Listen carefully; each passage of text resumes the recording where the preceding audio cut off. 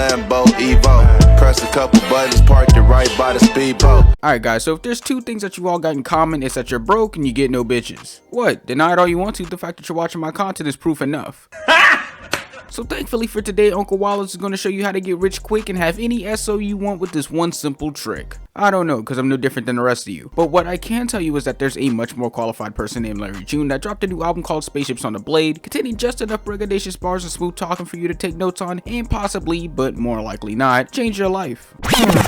So for this to be the first time I sat down and listened to a Larry June project, if I had to pick 7 words to describe this album would be, hey, this Larry June dude is pretty alright. I mean, there are some aspects to this project that one could be iffy about, such as the track length, seeming like some of these songs could be filler, but for me personally, this album still had a good bit of bangers, with Larry utilizing these funky, smooth, and pop trap beats to deliver some bars on his possessions, getting woman, nods to his fatherhood, and overall bravado that worked at certain points on this project, mainly because of the beats that were provided, but at the same time, he did seem a bit repetitive alongside the dragging monotone voice that he has on these tracks. That does give me a bit of that listening fatigue, with him sounding a lot more like an upbeat Boldy James. But for what it's worth, Larry definitely does deliver when it comes to these more synth heavy funky beats, such as on the track Don't Check Me and Another Day Part 2, especially with the former being this hard hitting late summer banger with a catchy flow and chorus that I really did enjoy. But as stated before, it all really comes down to the album length being stretched out for 20 tracks, with some of these songs such as Things You Do, 5.0 Chronicles, or Brand New Machinery not really doing much for me personally, not really having the same level of delivery from Larry on his other tracks to really make them favorites for me, to be honest. But as for the production, as stated before, we get a lot of this bass heavy, synth heavy sound with catchy flows and chords from Larry that all comes together pretty nicely. We even get some Alchemist production under track Breakfast in Monaco that I also did enjoy, with his violin rip alongside some light boom and bass that Larry worked on pretty well. It really reminded me a lot of what I heard on Boldy James and Alchemist collaborations, although the lyricism isn't as strong and seems a bit more simplistic in comparison to Boldy. But I do have to acknowledge the beats that have an accompanying feature really seem to work just as good with Larry as they do with their respective features, such as on the track Still Booming with 2 Chainz, giving us that G-Funk sound that's pretty heavy on the bass, but the 2 Chainz feature we got was definitely enjoyable, with him hitting all those little punchlines that he usually does with his choppy flow. That gave me that real stank face, I'm not gonna lie. Then we got the little chorus on the track as well that just makes it a chef's kiss overall. There was also the track Extra Vom alongside the upcoming Detroit rapper Babyface Ray, with the beat mixing being way off, but for what it's worth, it's still enjoyable, utilizing a little piano and light synths in the background to be one of the songs that stands out the most on this album, alongside the Babyface Ray features that was pretty alright. I mean, I am an avid Babyface Ray enjoyer, so I enjoy just about anything he's been on recently, and I feel like he's hit my expectations once again on this feature as well. Then there's also the other features with Sit Under Track for Tonight, going for the more smooth pop beat instead of the usual West Coast influence or synth and trap sound, while we get some nice vocals from Sid on a chorus that I did enjoy, and I definitely did enjoy when both Sid and Larry match vocals as well, seeming to complement each other pretty well musically. There was also a pretty underwhelming Currency feature on the track 5.0 Chronicles that kinda sucked, to be honest, and I won't fully blame Currency. I mean, it's mainly just the fact that he just can't work on all beats, seeming like the more sample heavy Alchemist beats are more of his craft instead of the pop trap beat that I wasn't really feeling either. I feel like this also applies for Duckworth on the track Brand New Machinery, trying to dish out some vocals for the chorus, but just not really doing anything to really elevate the song. Overall, this is a pretty solid album, but nothing too crazy. I suppose if you're into the more synth sound and hip hop, then I guess this plays a lot more into your alley, but for me personally, I feel like the execution just wasn't really all too good. But for what it's worth, it still had some high notes that I did enjoy. So to put this on a scale and giving it a strong 6 out of 10, being something that you maybe have sit in your library until you figure out if you want it in your playlist or not. But how do you guys feel about Larry June's new album? What would you rate it?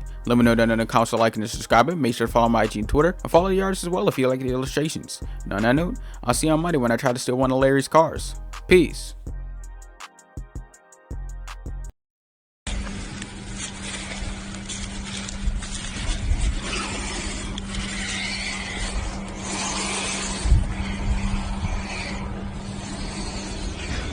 See you later, stinky.